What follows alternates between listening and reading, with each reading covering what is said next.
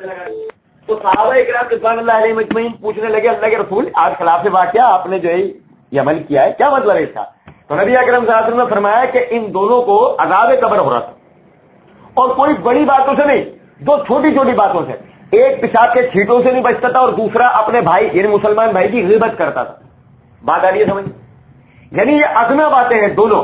پیشاب کے چھینٹوں سے مثلا مثال کے طور پہ آج بھی بعض لوگ کھڑے ہو کر پیشاب کرتے ہیں، بیٹھ کر پیشاب نہیں کرتے، اور کھڑے ہو کر پیشاب کرنے میں انسان کتنا بھی کوشش کرے اپنے آپ کو پیشاب کے چھینٹوں سے نہیں بچا سکتا. معمولی بات ہے، بات معمولی ہے، لیکن دیکھو دین کیا بتا رہا ہے کہ نتیجے میں اس کے وہ شخص مواحد ہو سکتا ہے، وہ شخص متقی ہو سکتا ہے، نہیں سمجھ رہے، لیکن باوجود اس کے وہ یہ عمل ہو سکتا ہے نا، یہ دونوں چیزیں میں نے شروع میں بتائی، لیکن وہ اس عمل سے نہیں بچتا تھا نتیجے میں. یا جیسے وہ دوسرا شخص ہو سکتا ہے وہ مواحد آدمی ہو، توحید پرست ہو، دوسرا شخص جو غیبت کرتا تھا ہو سکتا ہے وہ 5 وقت نمازی ہو، ممکن ہے وہ سالانہ زکات نکالتا ہو، ممکن ہے اس نے حج کیے ہو، لیکن باوجود اس کے وہ غیبت کرتا تھا. کیا ہوا اس کے ساتھ؟ عذاب قبر ہو رہا ہے. تو جب تک آپ کو یہ نہیں پتا ہو کیا چیز ہے آپ کے دین نے جس کو معروف بتایا ہے اور کیا چیز ہے ایسی جس کو آپ کے دین نے منکر بتایا ہے، تو آپ اس وقت تک ایمان آپ کا بڑھ ہی نہیں سکتا، عمل آپ کا درست ہو ہی نہیں سکتا. مثلا معروف وہ کیا ایسی باتیں ہیں جن کو آپ کو عمل میں لانا ہے، جن پر آپ عمل کریں گے، اور وہ کیا ایسی باتیں ہیں جن سے آپ کو اجتناب برتنا ہے، آپ کو ان سے بچنا ہے. اگر آپ کو اس کا علم نہیں ہوگا تو آپ کا ایمان نہیں بڑھ سکتا نا بھائی، آپ کا ایمان گھٹا رہے گا کیونکہ آپ وہ فیل کر رہے ہیں، آپ وہ فیل کر رہے ہیں. جیسے میں ایک مثال دوں آپ کو، اب ایمان ہی ہے نا، ایمان ہی ایسی چیز ہے، جیسے میں نے پچھلے دنوں درس میں یہ بات بتائی تھی کہ جب یہ آیت آئی تھی کہ تم اللہ کے سوا ان کو کیوں پکارتے ہو کہ جو کوئی چیز تخلیق نہیں کر سکتے بلکہ خود وہ پیدا ہوئے ہیں، تو میں نے وہاں یہ ایک بات آپ کو سمجھائی تھی کہ دیکھو جو بھروسہ رکھنے والے لوگ ہیں وہ کیسے بھروسہ رکھتے ہیں. مثلا ابراہیم علیہ السلام سے مثال لینی چاہیے. عقل انسانی جو ہے نا، عقل انسانی ناقص ہے قرآن کے آگے، اسی لیے قرآن میں آیتیں اتاری ہیں، نشانیاں اس عقل کے لیے، سمجھنے کے لیے، ہدایت حاصل کرنے کے لیے. ابراہیم علیہ السلام کو آگ میں ڈالا جا رہا تھا جس کا کام کیا ہے؟ تو اسباب ہے نا، اسباب، یہی ہے اصل پریشانی. بندے کا ایمان کم کب ہوتا ہے کہ جب وہ اسباب کی تلاش میں اپنی زندگی صرف کر دیتا ہے صرف، اور اللہ پر توکل اس کا.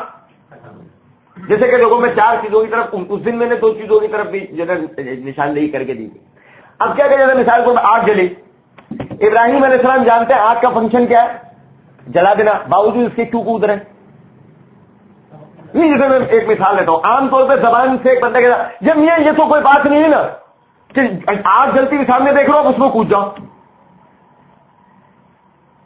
اللہ کے آگے نا، دین کے آگے کیوں، کیسے، کیوں کر، ہو سکتا ہے یا نہیں، یہ جملے نہیں بولنے چاہیے. یہی آپ کا ایمان کم کر دیتا ہے.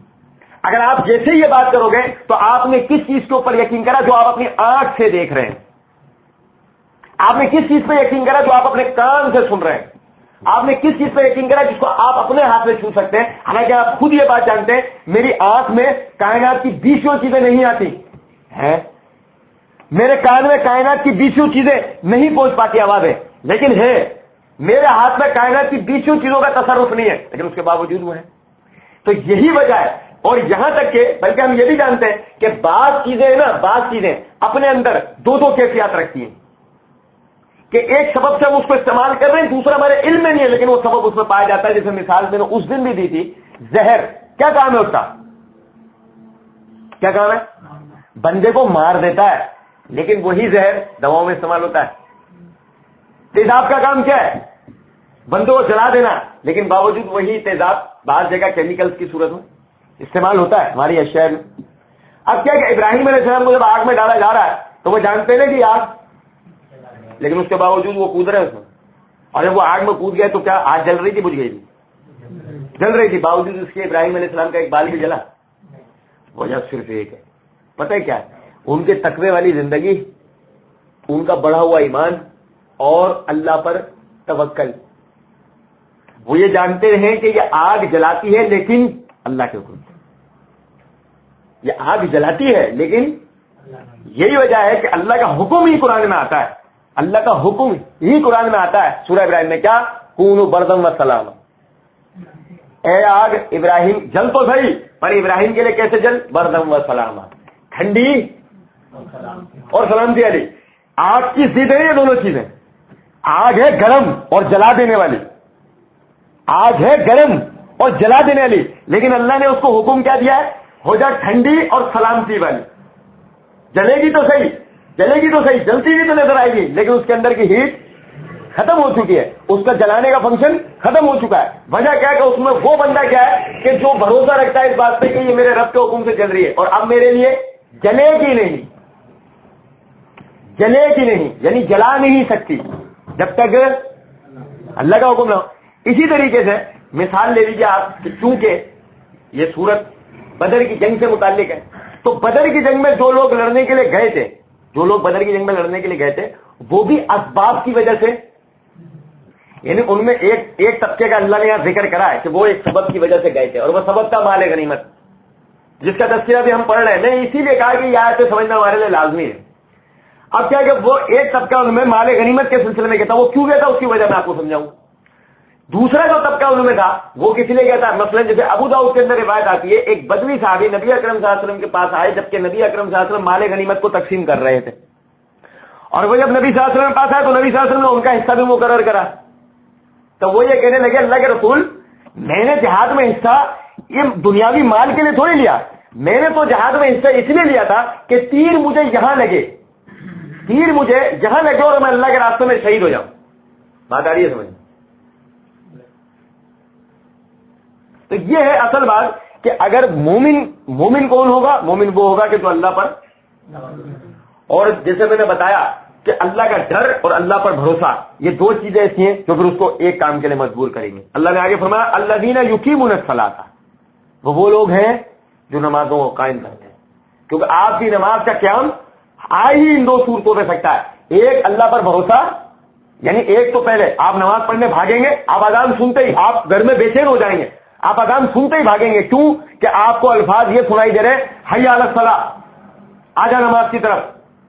اللہ کا نمائندہ آپ کو کیا کہہ رہا ہے؟ یعنی مؤذن کیا کہہ رہا ہے آپ کو؟ حی علی الصلاۃ، آجا نماز کی طرف، اور حی علی الفلاح، آجا کامیابی کی طرف۔ یہ سمجھ میں بات؟ وہ سب سے پہلے ایک چیز سمجھاتا ہے، سب سے پہلے ایک چیز اللہ اکبر، کہاں منہ سے تم نے نہیں کہا، کیا کہا؟ اگر جانتے ہو سنت کیا ہے، نبی صلی اللہ علیہ وسلم کی حدیث ہے، جب مؤذن اذان کہے تو تم اس کے کلمات کے جواب دو۔ یعنی کیا مطلب؟ جب وہ اللہ اکبر کہے تم اللہ اکبر کہو، جب وہ اشہد ان لا الہ الا اللہ کہے تم اشہد ان لا الہ الا اللہ کہو، جب وہ اشہد ان محمد رسول اللہ کہے تو تم اشہد ان محمد رسول اللہ کہو، جب وہ حی علی الصلاۃ کہے تم کو لا حول ولا قوۃ الا باللہ، جب وہ کہ حی علی الفلاح تو تم کو لا حول ولا قوۃ الا باللہ، جب وہ کہ اللہ اکبر تم کو اللہ اکبر اللہ اکبر، جب وہ کہ لا الہ الا اللہ تو تم کو لا الہ الا اللہ۔ اب کیا کہ جب وہ کھڑا ہوا آپ کو بلایا تو کیسے بلایا؟ اللہ اکبر، اللہ بڑا ہے، اب نکال زبان سے، کیا نکالا اس نے زبان سے؟ نہیں جائے گا نماز پڑھنے، بتائیے، نہیں جائے گا نماز پڑھنے، کیا کہا اس نے اپنی زبان سے؟ کہا ہے نا اللہ کی کبریائی منہ سے بول دی۔ اور ایمان کس چیز کا نام ہے نا؟ ایمان تین چیزوں کا نام، کئی دفعہ پڑھ چکے ہم۔ ایمان نام ہے تین چیزوں کا، زبان سے اقرار کرنا، دل سے تصدیق کرنا، اپنے جسم سے اس کا اظہار کرنا، ٹھیک ہے نا؟ اب آپ نے کہا اللہ اکبر، اللہ بڑا، ٹھیک ہے نا؟ دوسری بات اس نے کہا اشہد ان لا الہ الا اللہ، میں گواہی دیتا ہوں اللہ کے سوا کوئی الہ نہیں ہے، معبود نہیں ہے۔ اور یہ کیا کہہ رہا ہے؟ یہ بھی یہی کہہ رہا ہے، یعنی معبود نہیں ہے، اس کے سوا کوئی معبود نہیں ہے، تو عبادت کر کس کی رہا ہے؟ تو نماز پڑھنے نہیں جا رہا، نہیں ہے یہ بات سمجھنا، تو عبادت کر کس کی رہا ہے؟ تمہیں کہہ تو دیا اشہد ان لا الہ الا اللہ، تو میں گواہی دیتا ہوں اللہ کے ساتھ، اور نہیں بھی کہے گا تو تیرے کان میں آواز کیا پہنچ رہی ہے؟ اشہد ان لا الہ الا اللہ، کہ میں گواہی، وہ مومن ہے، تو وہاں پہ کھڑے ہو کے کیا کہہ رہا ہے؟ اشہد ان لا الہ الا اللہ، میں گواہی دیتا ہوں اللہ کے سوا کوئی، اور تو اگر یہ کہتا ہے کہ میں مسلمان ہوں، تو اگر یہ کہتا ہے کہ میں مومن ہوں، تو اب اٹھ جا، کہاں کے لیے؟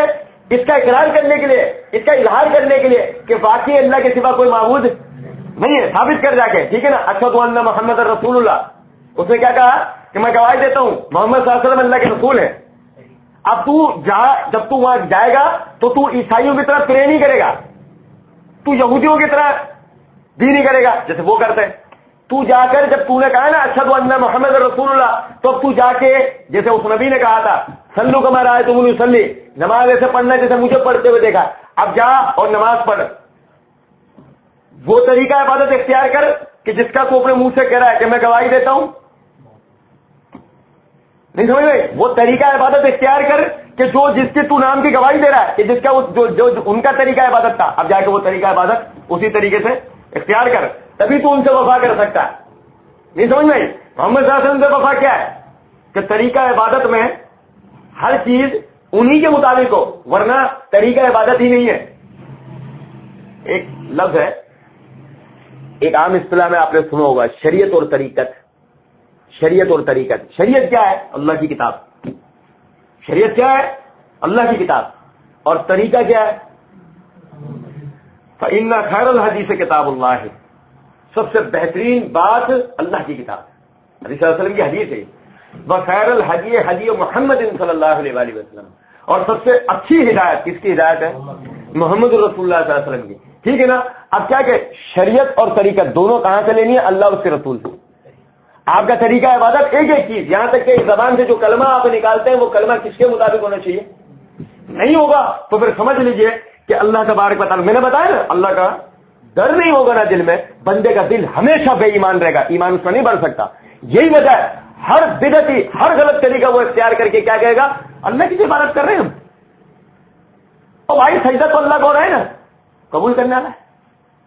یہ اس لیے وہ کر رہا ہے کہ اس کے دل میں اللہ کا ڈر نہیں ہے, ورنہ وہ یہ سوچے کہ 23 سال اپنے نبی سے محنت کرانے کا مقصد, 23 سال ایک ایک چیز اس کی جان کے اوپر اختیار کروا کے تمہارے لیے یہ کہنا لقد کان لکم فی رسول اللہ اسوۃ حسنہ, اور البتہ ہم نے اپنے نبی کی زندگی میں تمہارے لیے بہترین نمونہ بنایا. کیا مقصد اس آیت کا؟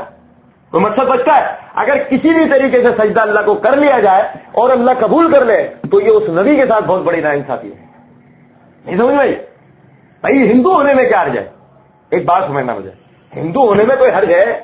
ہندو بھی اللہ کو مانتا ہے, وہ الگ بات ہے کہ وہ اس کا نام کچھ اور پکارتا ہے.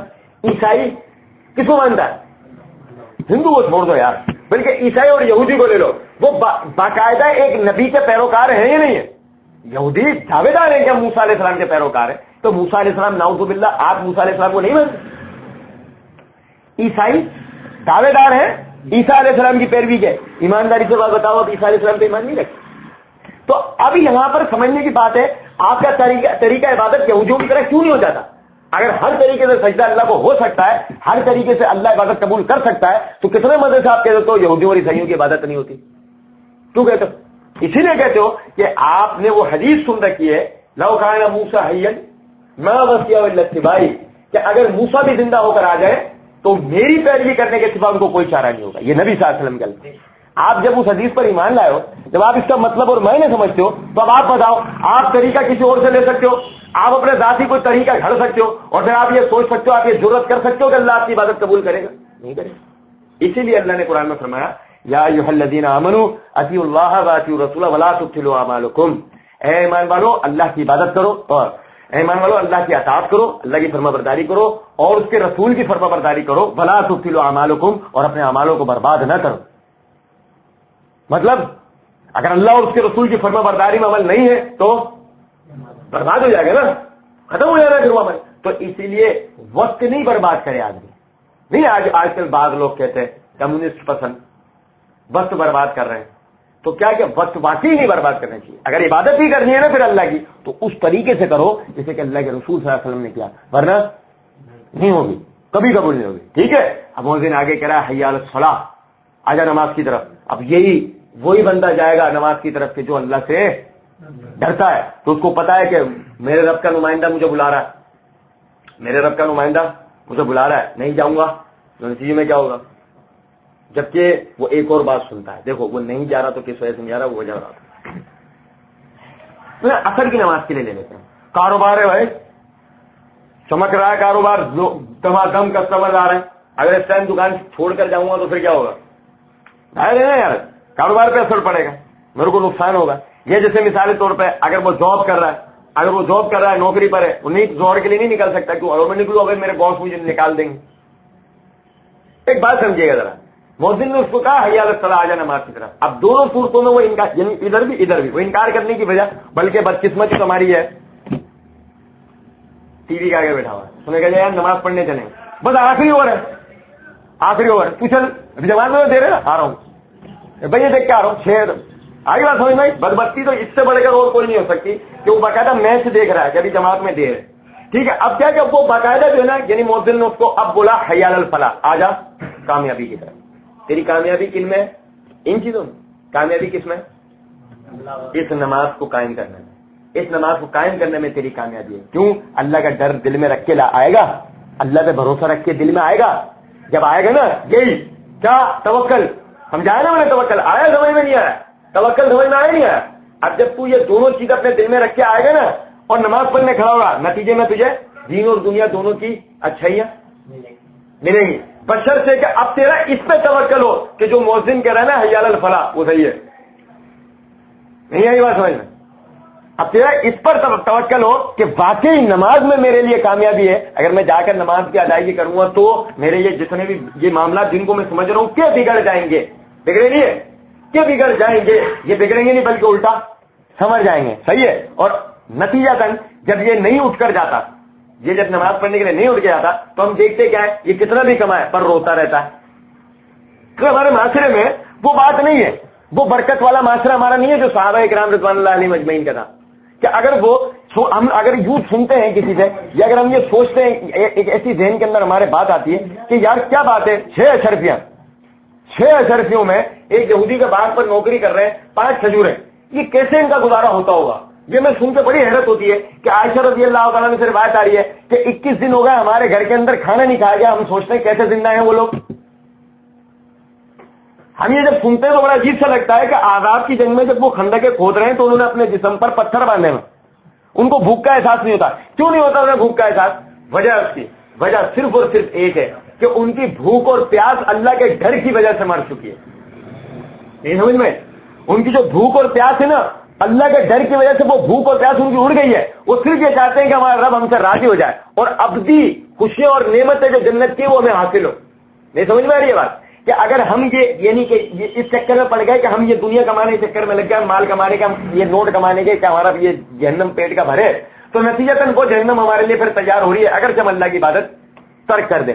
यही वजह है कि जब हम फिर वो रोते रहते हैं तो वो एक जो चीज हमारे माशरे की, यानी कि हमने नमाज पढ़ना छोड़ दी, बरकत हमारी उठ गई, नतीजे में क्या होता है, ज़कात या सदकात हमारे माशरे से नहीं निकलते ना। लेकिन अगर हम अल्लाह पर भरोसा करें, नमाजों को कायम करें और फिर जब अल्लाह हम पे बरकत दे तो फिर अल्लाह ने फरमाया वमिम्मा रज़क़नाहुम युनफ़िक़ून, वमिम्मा रज़क़नाहुम युनफ़िक़ून, और जो रिज़्क़ हमने उनको दिया उसमें से वो खर्च करते हैं। यानी क्या कि देखो अब उनको एक और अल्लाह ने एक और इम्तिहान से गुजार दिया कि उनको बरकत दी, उनके पास रिज़्क़ आ गया तो अल्लाह तबारक व तआला ने फरमाया वमिम्मा, उसमें से खर्च करेंगे, उसमें से खर्च करेंगे। ये समझ में क्या मतलब है इसका? जैसे कि एक छोटी सी मिसाल ले लो, मशहूर वाकया है, आप लोगों को पता ही है, लेकिन इसमें बड़ी नसीहत है। एक साहबी थे, मुझे उनका भी नाम याद नहीं, तो जैसे कि आपको पता ही है कि सहाबा इकराम रिज़वानुल्लाह अलैहिम अजमईन जो है वो मस्जिद से बाकायदा, जो लोग दूर दराज से आते थे मस्जिद में उनका कयाम होता था, और फिर वो खाने का वक्त जब आता था तो बाकायदा सहाबा इकराम जाके उन लोगों के साथ या तो वहीं बैठकर खाना खाते थे, घर से अपना खाना ले आते थे, वहीं बैठकर खाना खाते थे, या फिर उनको अपने साथ घर पे लेकर आते थे और बाकायदा उनको खाना खिलाते। ऐसा कोई वक्त नहीं गुजरता था कि मुझे जो बड़े जलील कदर साहबा की जिंदगी से हमें कोई ऐसा वक्त नहीं मिलता कि उन्होंने खाना अकेले खाया। यह है मुसलमान माशरा, बात आप समझ रहे हैं, यह है मुसलमान माशरा। अब क्या कि वो रिवायत इस तरीके से है कि वो जो ना बाकायदा मस्जिद के अंदर गए, मस्जिद से बाकायदा उन्होंने उन साहब वो पूछा जाके उनसे कि आपने खाना खाया या नहीं खाया, तो उन्होंने कहा मैंने खाना नहीं खाया, तो उनको लेके अपने साथ घर पे। अब जब घर पे पहुंचे तो घर का हाल उस वक्त पता नहीं था, जब घर पे पहुंचे तो पता लगा कि खाना जो है ना वो इतना है कि बच्चे खा के सो जाए, खाना इतना है कि बच्चे खा के सो जाए, हम भी फिर भूखे रह जाएंगे, मियां बीवी भी दोनों भूखे रह जाएंगे। तो वो साहबी कहने लगे तुम बच्चों को जैसे तैसे करके सुला दो। तो कहने लगे फिर भी जब हम खाना उनके सामने रखेंगे तो वो कम खाना देख के उठ जाएंगे। कहने नहीं कुछ भी नहीं होगा, तुम खाना उनके सामने रखना, तो मैं जो है वो आग बुझा दूंगा, रोशनी के लिए जो आग जलाई गई थी मैं बुझा दूंगा, और फिर हम लोग मुंह चलाएंगे, ऐसा लगेगा कि जैसे खाना खा रहे हैं, तो उनका पेट भर जाएगा, उस भाई का मेरे पेट भर जाएगा। तो यही हुआ कि जब वो खाना खाने के लिए वो लोग बैठे तो उन्होंने बातों बातों में वो आग बुझा दी, और फिर जो है वो उनको ऐसा एहसास दे रहे कि जैसे कि खा रहे हो, मुंह चला रहे हो, जबकि वो खा नहीं रहे थे दोनों मियां बीवी। تو کیا ہوا کہ ان کا پیٹ بھر گیا, ان کو باقاعدہ انہوں نے لے آ کے مسجد میں سلا دیا. اس گھر کے اندر کیا ہوا ہے اس دن اس گھر میں کیا ہوا ہے؟ اس دن اس گھر میں فاقہ ہوا ہے صرف اللہ کی رضا حاصل کرنے کے لیے. کہ ہمارے ایک بھائی کا جو بیچارہ دور سے چل کے ادھر آیا ہے, جس کا یہاں کوئی پوچھ گچھ کرنے والا بھی نہیں ہے, پر صبح اس کو کھانے کو ملے گا یا نہیں ملے گا, ناشتہ ملے نہیں ملے, دوپہر کا کھانا ملے نہیں ملے, ہمیں تو پھر کوئی نہ کوئی پڑوس میں جا کے پوچھے گا نہیں, اس کو کون کھلائے گا. یہ ذہن میں آنے والی باتیں ہیں. یہ کیسے ان کے ذہن میں آتی ہیں؟ کہ ان کے ذہن میں صرف اسی بات پر آتی ہے کہ وہ اللہ پہ توکل کرتے ہیں کہ کل ہم ضرور کھائیں گے. ٹھیک ہے, یہ توکل, یہ بھروسہ ان کے ذہن میں ہے. تو اسی وجہ سے جو رزق اللہ نے ان کو دے دیا, جو رزق, جیسا ہمارے معاشرے میں کہا تھا آگے کی سوچو, فیوچر پلاننگ, کیا بچا رہے ہو, آگے کے بارے میں سوچو یار, یہ پتہ نہیں آگے کتنی مہنگائی ہو. بات آ رہی ہے سمجھ؟ یہ ساری نحوستیں ہمارے اوپر اسی لیے آتی ہیں کہ ہم جو اللہ پر توکل, کو تم نے آگے کا سوچا ہے نا کہ فیوچر پلاننگ, تو وہاں پہ یہ دیکھو کہ آپ کی زندگی کا فیوچر کتنا ہے. مثلاً 1 سیکنڈ, مثلاً 1 منٹ, مثلاً 1 گھنٹہ, مثلاً 1 دن, مثلاً 1 مہینہ, مثلاً 1 سال, پتا ہے نہیں. تو اگر مثال کے طور پہ آپ نے بچایا ہے تو کھا لو گے, اس کا یقین ہے. یا تو اس پر توکل کر لو یا اللہ پر, یعنی یا تو اس پر یقین کر لو کہ کل میں انشاءاللہ کھا لوں گا, یا پھر اس پہ کہ اللہ نے چاہا تو کھا لوں گا. تو اللہ کے راستے میں انسان کو فراخ دلی سے خرچ کرنا چاہیے, تنگ دلی سے نہیں سمجھ میں آ رہی بات. تو اسی طرح جیسے نبی اکرم صلی اللہ علیہ وسلم کی حدیث ہے کہ آپ صلی اللہ علیہ وسلم نے فرمایا کہ اگر تم لوگوں کو توکل سیکھنا ہے تو چڑیا سے سیکھو. کس سے سیکھو؟ پرندے سے, چڑیا سے. صحابہ کرام نے پوچھا اللہ کے رسول کیسے؟ نبی اکرم صلی اللہ علیہ وسلم نے فرمایا وہ صبح جب اپنے گھر سے نکلتی ہے تو اس کو یہ نہیں پتا ہوتا میرا رزق کہاں ہے, پتا ہوتا اس کو کہیں جاب کرتی ہے, چڑیا کہیں جاب کرتی ہے, اس سے دکان نہیں جا کے کھولتی ہے, نہیں. اگر تمہیں توکل سیکھنا اس سے سیکھو, جب وہ گھر سے نکلتی ہے اس کو یہ نہیں پتا آج مجھے کھانا کہاں سے ملے گا, لیکن جب رات کو گھر آتی ہے تو اس کا پیٹ بھرا ہوا ہوتا ہے اور اس کے بچوں کا بھی اللہ اس کے ذریعے سے پھر پیٹ بھرتا ہے. بتا رہی ہے سمجھ میں؟ اصل چیزیں وہ چڑیا نہیں جانتی ان معاملات, اگر جانتی ہوتی تو شاید وہ بھی پھر نہیں سمجھ میں آ رہی, وہ بھی فیوچر پلاننگ کرتی. لیکن یہ انسان ہے نا, انسان کو توکل, نبی صلی اللہ علیہ وسلم نے کیا فرمایا, سیکھ لو, اس سے توکل سیکھ لو. اسباب ہے نا, اسباب کا استعمال کرنا غلط نہیں ہے, لیکن اسباب کے پیچھے انسان اتنا اندھا نہ ہو جائے کہ وہ اللہ کو ہی بلا بیٹھے. بات آپ سمجھو, یہ یاد رکھو جیسے میں نے شروع میں کہا, اسباب کریٹ کرنے والے اللہ کی ذات ہے. آپ کے اسباب سلب کر دے گا, زندگی حرام کر دے گا آپ پر, اگر آپ نے اس کو بھول گئے, اگر آپ اس کو بھول گئے, اگر آپ نے اس کی عبادت جو ہے نا بجا نہیں لے کر آئے. یہ عذاب قبر اور آخرت یہ تو بات کی بات ہے, دنیا کی زندگی اگر آپ صحیح طرح جی لو نا بہت بڑی بات ہے. بات سمجھ رہو؟ تو آج ہم نے پڑھا انما المؤمنون الذين اذا ذكر الله وجلت قلوبهم واذا تليت عليهم اياته زادتهم ايمانا وعلى ربهم يتوكلون الذين يقيمون الصلاه ومما رزقناهم ينفقون. در حقیقت مومن وہ لوگ ہیں جب اللہ کا ذکر کیا جائے تو ان کے دل ڈر جائیں, اور ان پر اس کی آیتیں جب پڑھی جائیں تو وہ ان کا ایمان زیادہ کریں اور وہ اپنے رب پر بھروسہ کرتے ہیں. وہ لوگ جو نماز قائم کرتے ہیں اور جو ہم نے انہیں دیا اس میں سے خرچ کرتے ہیں. وما علینا الا البلاغ.